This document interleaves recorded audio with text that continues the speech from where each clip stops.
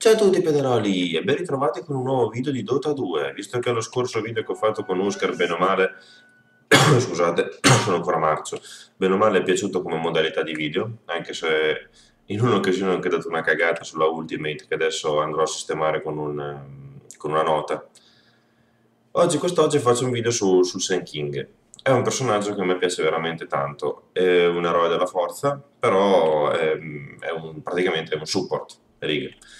È un support che però io lo gioco in genere girando molto per la mappa, quindi perché comunque c'ha dei buoni stun, un buon escape e può inizialmente partire tranquillamente da offlaner per poi dopo ad aiutare nelle altre lane.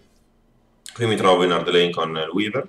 Weaver è un hard carrone, chiaramente, che quindi io supporto all'inizio, ma il Weaver potrebbe stare anche in solo lane tranquillamente, poi soprattutto contro questi due potrebbe farmare tranquillamente da solo, però qui il nostro intento è quello di riuscire a fare qualche kill. Allora, andiamo subito ad analizzare un attimo le skill del personaggio del Sun King. La prima skill, che è l'attacco del sottosuolo, diciamo che è la sua arma più forte dopo l'ultimate, secondo me. Comunque è uno stun praticamente a lungo raggio che può prendere come bersaglio il personaggio avversario e quindi andare sempre a segno. A ogni livello aumenta la gittata, aumenta il danno che fa, fino al livello 4 che fa 280 di danno, che non è poco, e arriva a una gittata massima di 650, il che non è male. Qui attenzione che ci facciamo Udaci. Vediamo se riusciamo a fare...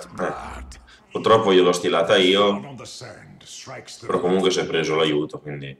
Poi io, visto che sono l'unico support nel mio team, è una manna sta cosa, perché sinceramente mi devo comprare...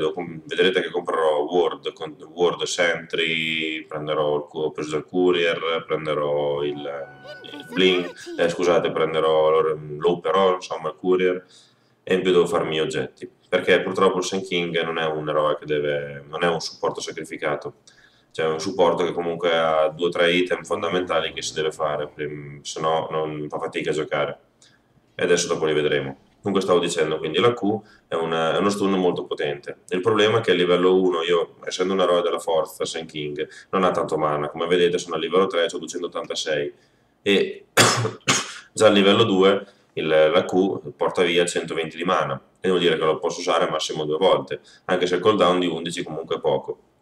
Per cui è un eroe secondo me che non potrà mai andare in una 3 lane, cioè lo si può giocare, ma in una competitiva o in una Captain's Mode è raro che troverete il Sun King in una 3 lane, perché una volta finito, fatto un paio di stun, sei già vuoto di mana e devi cominciare a usare le pozioncine e via andare. Finché non hai gli Arcane Boots non farà mai un cazzo lui. O comunque fa fatica a giocare, un po' come il Shaker, tipo, per dire. Ha un po' uno stile di gioco così.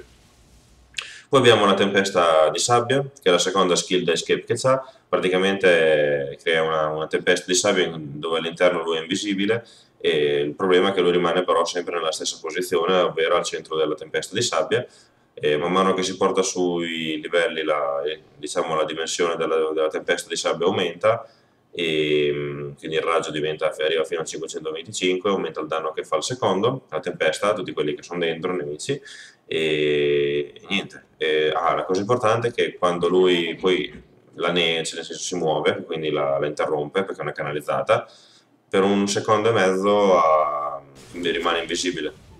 Quindi molto, vedete, qui adesso sono invisibile, però il problema è che qui adesso stiamo facendo una cagata che siamo andati ad attaccarli sotto torre, io ho provato lo stesso a ucciderlo perché tanto ero morto in ogni caso, anche se cercavo di scappare, e dicevo, qui ho seguito Weaver che ha voluto andare ad attaccare forzatamente, sotto torre nei primi livelli meglio non farlo. Comunque dicevo, quindi la tempesta di sabbia ti dà anche l'invisibilità, cioè molte volte viene utilizzata anche solamente per riuscire a scappare da una situazione, facendola e togliendola subito e approfittando di quel secondo e mezzo per cercare di andare in un punto salvo, insomma. E poi abbiamo la sua passiva, il finale caustico. Il finale caustico praticamente non è altro che una passiva che fa in modo che quando voi attaccate qualsiasi unità nemica, alla morte dell'unità nemica avviene un'esplosione che danneggia tutte le unità nemiche vicine. Non so se c'è una durata, sì. una durata di 8 secondi, quindi vuol dire che io lo colpisco, se entro 8 secondi l'unità nemica muore, esplode e fa danno a tutti. Questa è una skill molto buona perché per il farm, nel senso, nel momento che lui deve farsi almeno 3-4 oggetti, e dal momento che poi qui adesso metto la sentry per cercare di non farli pullare perché siamo molto spinti, ma il Weaver purtroppo qui va di autoattacco, ci attacca continuamente, non si fa solo la stitta, quindi siamo sempre molto spinti. Adesso qui siamo riusciti un po' a indietreggiare. Dicevo che comunque tramite questa skill si può anche farmare molto bene con il Sand King, nel senso che si colpiscono un pochettino tutte le unità della wave di creep, e poi dopo si tira uno stun, ovvero l'attacco da sottosuolo, le si colpisce tutte in modo tale che dopo esplodono tutte le varie esplosioni, in mezzo secondo vi fate tutta la wave cioè vi prendete tutti la stit, il che è molto buono. E poi abbiamo l'ultima skill che è l'epicentro, che sarebbe la sua ultimate, che praticamente ha 2 secondi di canalizzazione. Qui adesso non so se vogliamo provarci a fare, no. Ha 2 secondi di canalizzazione, dopodiché partono una serie di scosse, via via aumentare con l'upare della skill, che tolgono 110 di danno ciascuna, e le unità colpite nemiche hanno un rallentamento del 30%, che non è poco, e ha però un'attesa abbastanza lunga. All'inizio 120, arriva a un massimo di 100, quindi io di solito, quando vedo che ho un team contro che non tende a farsi BKB o PIP, eccetera, tendo a farmi lo scettro di Aghanim per potenziarla, perché riduce l'attesa a livello 3 fino a 80 secondi. E le scosse da 10, che è il massimo, diventano 12, il che vuol dire altri 220 di danno, il che non è male. Quando mi faccio l'Aghanim, quindi che punto sul potenziarmi l'ultimate, in genere mi faccio anche il velo della discordia, che mi dà armatura, mi dà intelligenza, quindi mana, rigenerazione mana, e ha praticamente l'attivazione che mi fa in un'area mi riduce la resistenza magica, il che va bene in combo, però bisogna essere bravi, perché adesso vi dico un po' la skill, la build che faccio con lui. I primi oggetti che mi faccio in genere sono subito gli Arcane Boots, che sono fondamentali per lui, e se vedo che comunque i nemici spammano molto di skill, qui adesso stavo per fare la Kuma ma ha tirato su, qui riceviamo il gank dell'Ogre Magi, però mi sa che ci crepa il Weaver. Sì, vediamo se riesco a ucciderli. Pum, uno è morto, mi faccio anche una double sopra e riesco anche a salvarmi dal Doom. Amazing, Peter, non lo ricordavo questo. Vabbè, ottimo. Infatti riesco a finirmi subito gli Arcane, non è male, considerato che ero un support lane e quindi non stavo facendo la stit. A 8 minuti ho già gli Arcane, non male, non male. Vabbè, quindi cosa stavo dicendo? Che l'oggetto principale appunto è partire con gli arcani, poi se ci sono molti nemici che spammano molto di skill, mi faccio anche la bacchetta magica, perché lui ha bisogno di questo, cioè ne ha bisogno. Se invece, come in questo caso, che non usano molte skill, anche se qui potevo farmela, perché comunque Rubik prendeva spesso la skill del Weaver. Adesso rimango da solo un pochettino qua in lane, così mi faccio anche un po' livelli e mi voglio lasciare subito il pugnale del baleno. Oggetto d'accordo a lui, molto fondamentale per lui, perché praticamente lo rende molto più agile negli inseguimenti, e soprattutto con la ultimate la rende molto più efficace, perché dice, non ho detto che nella ultimate praticamente quando parte, però nei 2 secondi di canalizzazione iniziali che fa, se viene interrotta la ultima si ferma, per cui la prendete in culo. Con il pugnale del baleno voi vi mettete a lato del teamfight in un punto dove non vi vede nessuno, la caricate, nel momento che poi parte vi blinkate in mezzo al teamfight e fate un macello. Il che lo rende un personaggio molto forte, secondo me. Counterizzabile, perché vi ho detto basta una BKB o comunque una pipa che vi... Qui adesso vediamo se lo uccido. Questa è un'altra bella combo che faccio con lui di solito, che si fa con lui, non è che faccio io. È una cosa molto carina, nel senso che comunque con lo stun lo stun suo dura 2 secondi 17, La canalizzazione dura 2 secondi. Praticamente una volta che voi prendete con lo stun, caricate subito la ultimate, nel momento che il nemico si riprende, voi siete già partiti, lo rallentate, quindi comunque non riesce a scappare e se la zuzza tutta. Chiaramente questa è una cosa che dovete fare quando il nemico non è escape, non ha balzi, non ha blink, non ha invisibilità che può scappare via, anche se lì lo potete intuire dove può andare. E questo è quello che vi dicevo. Con la passiva si farma molto meglio. Infatti adesso ho già il 1256 e non sono, cioè, il blink è abbastanza vicino. È una cosa, una volta che ha il blink comunque se puoi andare a gankare, di solito vado a gankare molto tranquillamente. E quindi questo di base sono gli oggetti che mi faccio. Poi dopo vado, dipende da cosa fanno i nemici, quindi o vado di potenziamento ultimate, che quindi faccio Aghanim e Veo della Discordia, o se no, se sono molto più, cioè voglio renderlo molto più agile, molto più da gank, insomma mi faccio anche la Force Staff, che mi dà intelligenza, quindi mana e rigenerazione mana, mi dà rigenerazione vita, che non è che gli serve molto, perché comunque rimane comunque squishy, e poi niente, può aiutare il carry a scappare, c'è anche una cosa carina che ho visto fare, non so se ancora funziona. Praticamente quando fate la tempesta di sabbia, se usate subito la Force Staff, mi sembra che lui si sposti, ma la canalizzazione non si ferma. Per cui dopo i nemici non sanno dove siete. Ho visto dei video troll così su YouTube dove praticamente c'erano i nemici che gli buttavano tutte le skill in mezzo alla tempesta di sabbia e non capivano, ma non capendo perché non moriva il Sand King. Mentre il Sand King era lontano, insomma, non era lì. Si era spostato di lato nella foresta. Non nella foresta, è un altro punto, insomma, perché gli alberi li tiri giù. E quindi non so se funziona ancora, la vorrei provare una volta. E poi niente, se no, poi dopo cioè puoi andare full support o, o puoi andare di BKB. Se ci sono se vedete che comunque c'hanno molti stun, per cercare di non essere il feeder del team, vi fate il BKB che vi dà vita, vi dà un po' più di danno e comunque riuscite a fare le vostre skill tranquillamente nel teamfight senza che nessuno vi interrompa. Cioè ci sono diverse build. Io preferisco quella del potenziamento dell'Aghanim di solito, del potenziamento della Ultimate di solito. E ogni tanto faccio la Force Staff.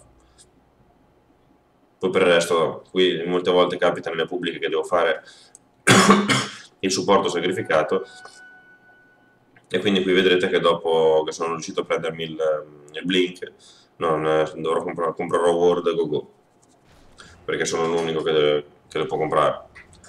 Perché in team abbiamo Beastbug che deve fare oggetti, Weaver che deve fare oggetti. Intanto stanno facendo un teamfight senza di me. Cioè loro avrebbero anche un team abbastanza sortito se si organizzassero un minimo. Però c'hanno Mirana che non è molto sveglia nell'invisibilità. Cioè che fanno il teamfight un po' così.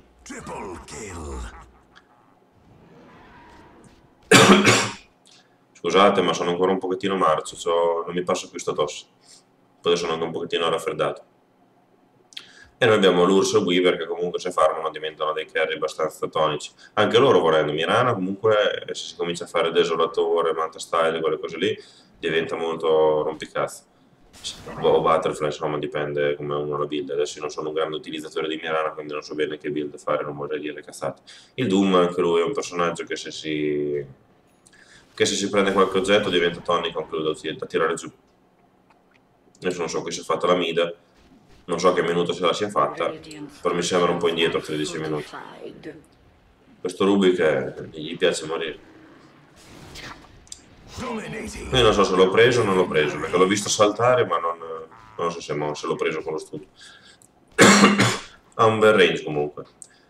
Quindi quando fate quella build che vi dicevo con il Blink e la Force Staff, fra tutti e tre vi fate metà mappa praticamente tra zompa qui, zompa là e Force Staff. Quindi adesso noi stiamo un pochettino dominando, diciamo. Io ho 14 minuti, ho già Blink Arcane, il che non è male. Io come oggetto di core di solito mi faccio anche l'urna con lui. Il motivo è perché comunque mi dà con i due, cosa sono i guanti della forza? Con i due guanti della forza iniziali o comunque ho uno, dopo dipende che ho dovuto prendere il courier, quindi me ne ero preso solamente uno, mi dà un po' più di vita, quindi mi fa resistere di più in lane. Poi dopo prendete l'oggettino che vi fa la rigenerazione di mana, che sempre con lui non è male all'inizio. che tanto la Q la usate solamente se riuscite a uccidere, non ci conviene se avete la sicurezza di uccidere per non rimanere senza mana. E poi dopo vi completate l'urna, che lui comunque in mezzo al teamfight c'è sempre, quindi comunque le prende le cariche, e fate sia il support, perché comunque dopo curate gli alleati, potete usarlo per fare del danno ai nemici, c'è molto versatile. Io con gli eroi della forza la faccio abbastanza, se non sono proprio carry, hard carry tipo Life Stealer eccetera. Con personaggi come lui, magari come Bara, come non so, l'Abaddon eccetera, io tendo a farla sempre l'urna perché è molto utile, se non c'è qualcun altro che la sta già facendo. Ok, adesso mi comincio a bardare di Sentry perché bisogna che abbiamo un pochettino più di controllo della mappa.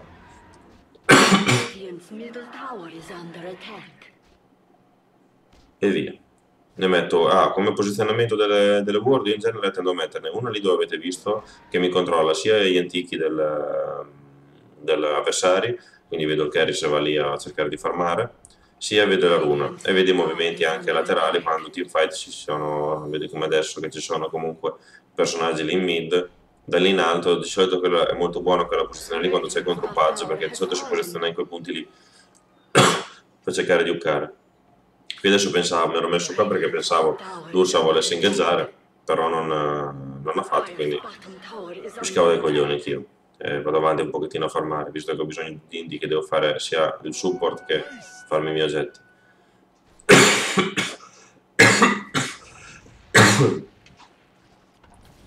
Ok, qui abbiamo il buon... guardate come mena però. Comunque il Bristleback è un bel PG anche lui. Questo adesso se si sveglia dopo che la gente rischia di morire. Qui viene fuori un teamfight del cazzo sotto torre, però riesco comunque a prendermi l'ogre magi. Forse riesco anche a scappare. Vediamo un po'. Madonna che manovra. Come li ho fottuti? Questo il piedino come quando si mette. Qui evito anche la freccetta tipo Matrix e fuga verso nuovi orizzonti. Via, riesco anche a salvarmi. Invece sono errori un pochettino banali di andare a fare i teamfight sotto le torri avversarie, dai. Nei primi 17 minuti ancora non hai armature necessarie per riuscire a resistere agli attacchi della torre, per cui è un po' un suicidio. Non ho piazzato le ward invisibili. Adesso queste le ho prese più che altro non tanto per fare contro warding, ma per contrastare la ultimate della Mirana. Perché è molto fastidioso come ultimate, perché comunque fatica, qui lei intanto che butta via Dust, perché fatica a capire, riuscire a anticipare dove loro potrebbero passare. Quindi le posizioni nei punti mid o vicino a Roshan, eccetera, in modo tale da riuscire, lì comunque sono dei punti abbastanza di passaggio frequente, quindi lì potrebbero essere abbastanza efficaci. Quindi andiamo a difendere la torrettina. A torre adesso siamo in vantaggio di una, ma il game comunque non si sta mettendo male. Abbiamo l'Ursa che praticamente mi fa farlo. Il Weaver pure, anche se il Weaver mi sa che è un pochettino sottoformato, ma abbastanza. A 18 minuti non è ancora la Lincoln, è considerato che non è che ha avuto tanto disturbo. Qui vediamo se mi butto in mezzo con la ultimate. Sì. Poi questo è quello che vi dicevo. E fa abbastanza, adesso mi ha fottuto, non ho fatto la kill perché visto Bacca ma con le sue spinette mi ha dato un colpo di grazia, ma vabbè, tanto non sono il carry quindi non me ne frega niente. Però vedete come funziona. Fate la ultimate a lato e poi boom, vi buttate dove c'è bisogno. Qui diventate invisibile prima che riuscissi a prenderlo, il Rubik. Il Rubik praticamente l'ha preso solamente per stilare la fuga invisibile del Weaver. Non mi ricordo come si chiama il Cikuchi, no? Cos'è? Sukuchi. Non un po' del cazzo. Sukuchi, questo vuole dire. Vabbè. E questo è un pochettino come lo gioco io, diciamo, Sand King. E in genere è abbastanza efficace. Però purtroppo è un personaggio che si può vedere molto nelle pubbliche, nelle competitive non non viene usato molto, appunto perché ha un mana iniziale veramente ridicolo e ha bisogno di oggetti che lo aumentino, se no è inutile. Comunque con l'Aghanim in genere io preferisco anche la build con l'Aghanim per il semplice fatto che comunque mi dà anche molte statistiche, quindi mi dà forza, agilità e intelligenza, il che è molto buono. Qui cerco di salvare, riesco a salvare anche l'Invoker, però non posso scappare da 4 che mi inseguono. Intanto gli altri sono là bellamente che si fanno i cazzi loro. Vabbè, intanto ho salvato l'Invoker, meglio che muoia io rispetto a lui che ha bisogno anche lui di oggetti. Che build ci sta facendo l'Invoker, per curiosità? Tamburi, face boots, force staff, si fa anche lui sulla velocità di movimento. Urca, a momenti la prendevo, cioè a momenti la ammazzavo, insomma, l'ha presa. Qui adesso c'è l'Ursa che insegue, ma... Perché l'Ursa è forte, però ha bisogno di stun nella squadra, se no fa fatica. Vediamo qui se Weaver riesce a farsi il... no. Il Weaver è un po' indietro. Sono in farm.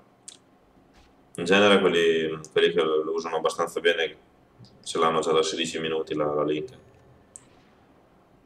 È un oggetto abbastanza core per lui. Ho visto in una partita di torneo dei navi, eccetera, che c'era Xbot lì che usava il Weaver. Tra Link e l'NBKB era immortale. Non lo ammazzavano neanche con tutto quello che aveva. Oh, qui abbiamo questa... Non l'ho capita sta manovra. Qui non ho usato la ultima perché comunque era inutile. Però comunque vediamo se riusciamo a farci l'ogramaggi. Sì, l'ha preso anche... Abbiamo 3 che... facciamo fare la double kill all'Ursa, il che è buono. Il che è molto ma molto buono. Come ho messo il Bristleback come farm? Abbastanza bene, bello guardato, c'è la quota di lame, c'è già 16 di armatura, il che 20 minuti non è male, c'è la avanguardia che gli fa i danni, gli dà rigenerazione, via. È abbastanza tonico. Un Bristleback è un bel personaggio. Se becchi uno che lo sa usare, adesso se lui poi si facesse subito il cuore di Terrasca, non lo ammazza neanche se vogliono.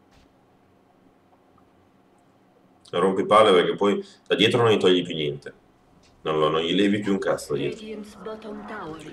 E se lo continui e se lo segui, se fai la cappella di seguirlo, sei morto sicuro. È una rompitura di coglioni quella cazzo di skill di merda della Mirana. Qui muore l'Urso. Vedi dove sono?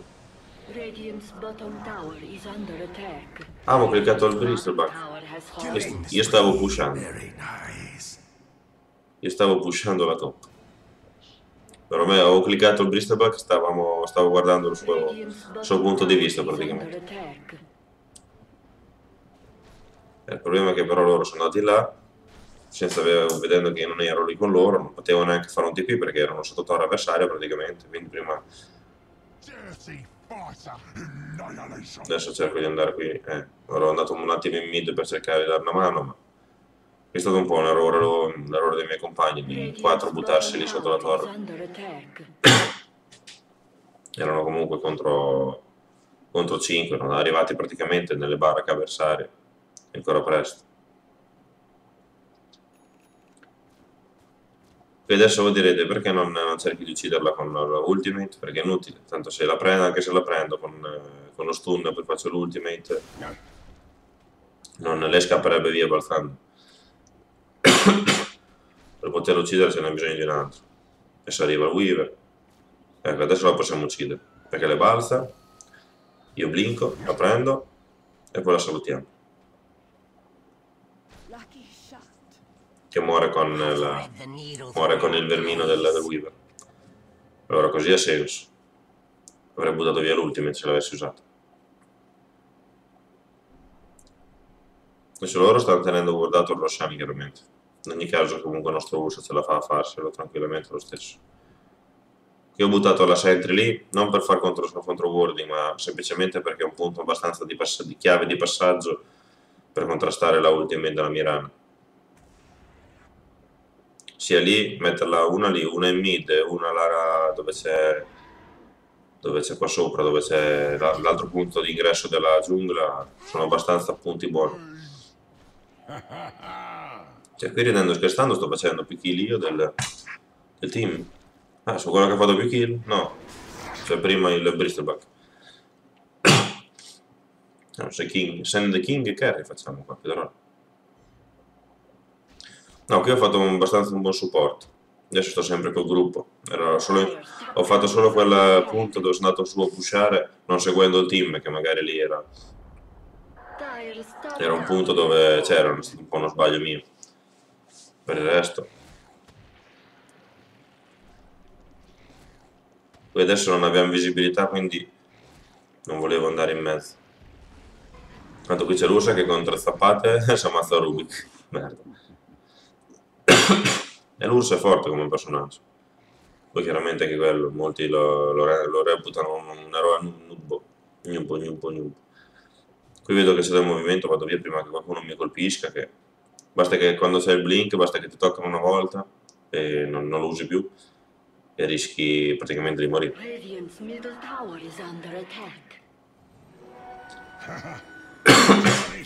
Qui adesso c'è il teamfight, vediamo se utilizzo la ulti. Sì. Sono un po' lontano, qui adesso poi c'è che cazzo di tornadi del... Però comunque sono morto. Un po' di danno l'ho fatto comunque, l'avevo fatto un pochettino lontano la ultima. Poi quando l'invoker fa il tornado, dopo loro in alto non prendono, ce li salva un pochettino dalle mie scosse.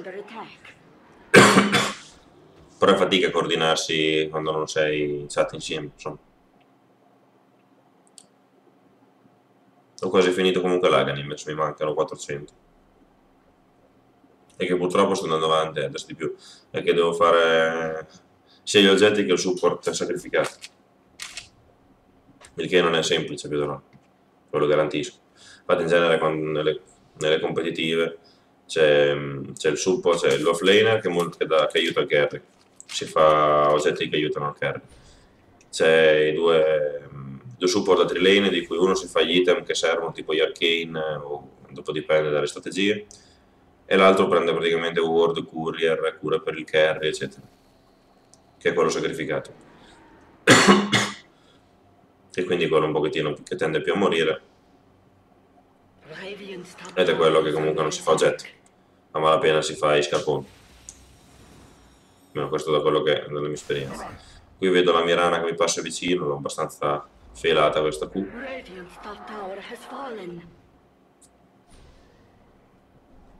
Abbiamo un Bristleback che è là che pusha. Come è messo il Bristleback? Fai vedere. Si è preso la ricetta dello splendore, quindi a breve lo vedremo luccicare. Weaver si sta facendo cos'è? Bisogna. In genere con lui mi farei o la Butterfly o il Desolatore. Cioè lui comunque gioca di armatura, di riduzione dell'armatura. Però vabbè, aumenta la velocità di attacco, non è comunque male. Qui canalizzo e via. Con lo stun ho presi la metà, ma va bene. Ci sono passati di fianco, non li ho presi, non ho capito perché.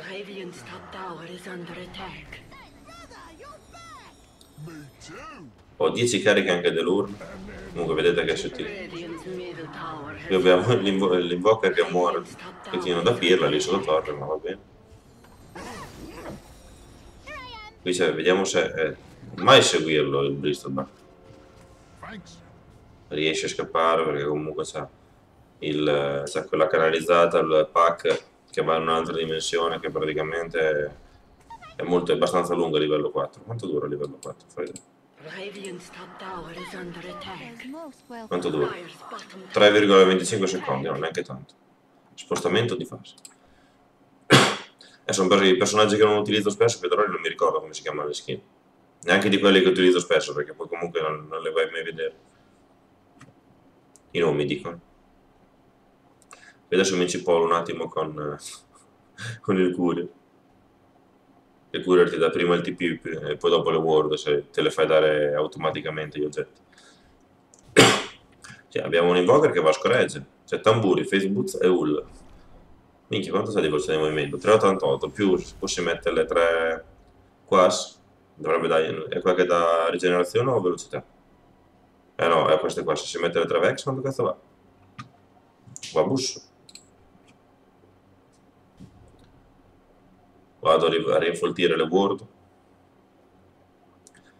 Comunque, a livello di wording, queste qui sono abbastanza standard, nel senso, metterle qui, io l'ho rimessa qui per comunque sempre per contrastare le ultime di Mirana, ma tanto non la sto usando spesso per fare i gank, quindi non serve un cazzo. Comunque dicevo, a livello di wording, adesso queste sono quelle abbastanza standard, poi dopo dipende se siamo comunque, se vogliamo spingere, che quindi vogliamo andare a fare roaming nella giungla avversaria per stanare il carry, che non vogliamo farlo farmare, eccetera, allora le comincio a mettere tipo qui nella zona, nell'altura qua, o nella giungla, o se no se vogliamo difendere il nostro carry che deve farmare le metto di solito nella giungla nostra, tipo quindi comincerei a metterle più qua, che adesso riescono a ciuparmi, vediamo, no. C'è Sand King Escape, madonna mia. In due, con 2 stun non ce l'hanno fatto prendere. Livello bongo banana questo. Ah, faccio anche un'ultima.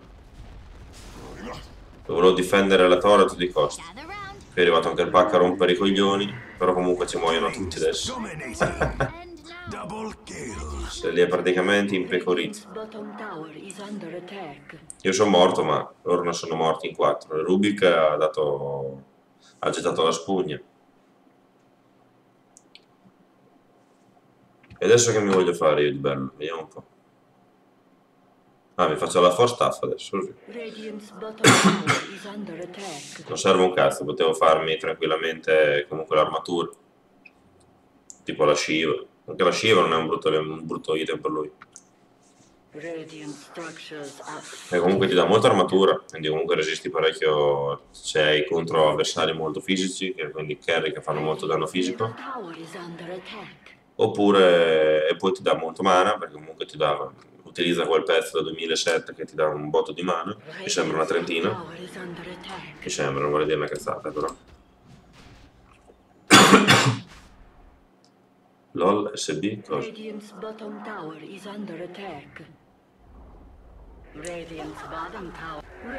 Vabbè, comunque adesso stiamo già tirando sulle cose. E quindi la Shiva mi sembra un ottimo oggetto anche per lui. Poi c'è dopo ovviamente, oltre al suo teamfight, che quindi la sua ultimate con la Shiva avresti anche l'ondata di gelo che rallenta e fa dell'altro danno aggiuntivo. Per un oggetto che costa molto, quindi non conviene molto farlo. Cioè ormai qui non possono fare più niente. Chi è morto da noi? Bristleback.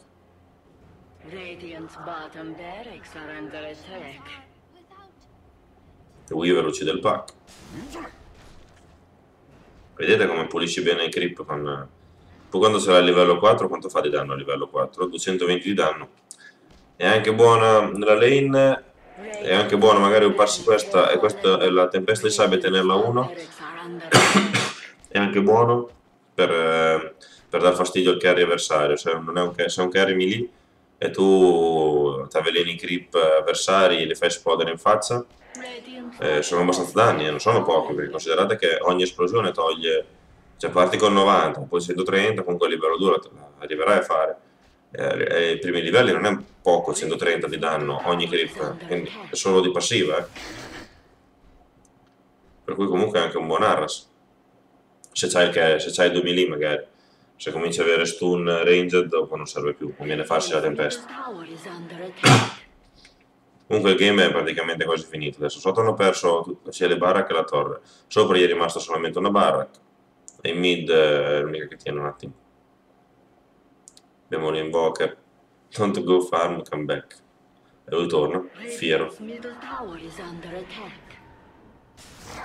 Ale, qui io ho già attivato la skill e non ho fatto in tempo ad annullarla. Quindi l'ho proprio failato. Close. Che e niente, quindi questo Federale è un pochettino come io utilizzo Sand King di solito ed è abbastanza efficace. Poi vedete che ho sempre i 7, ma non perché li compro, ci tengo a precisarlo. Li ho tutti scambiati quelli che ho. Oh, chi è stato domato? Ah, l'Ursa. Ma tanto l'Ursa ha l'Egidia. Mi sa che ci muore ancora prima del... Via, qui tiro via. Ah, tiro la ultima, giusto così. Per esultanza. Tanto ormai la partita è andata. Anche il pack è uscito. Adesso teniamo giù tutte le ultime barrack e poi via. Verso nuove avventure. Comunque Pedroli vi chiedo scusa un po' per la voce, ma sono un pochettino marcio. Però comunque volevo fare un video anche questo weekend qua. Spero che comunque come l'abbia spiegato il personaggio vi piaccia, insomma, nel senso, ditemi voi come lo utilizzate. L'ho visto utilizzare anche mid, ma secondo me non è un granché, a meno che non nelle pubbliche dei primi livelli. Io lo trovo un offlaner insieme a un carry range. Oppure lo trovo bene sempre in offlane, però con un'ares tipo il Warlock, con le sue maledizioni. Tendi a abbassarlo, oppure con l'Axe è anche buono. Tendi a abbassare la vita e poi con lo stun togli già abbastanza di tuo e poi in due l'ho finito. Niente, io lo giocherei così. Voi fatemi sapere cosa ne pensate, come lo giochereste voi o come lo giocate, le build eccetera, e fatemi sapere i vostri pareri come sempre. Per cui vi ringrazio per l'attenzione e ci vediamo alla prossima. Ciao a tutti, Pedroli!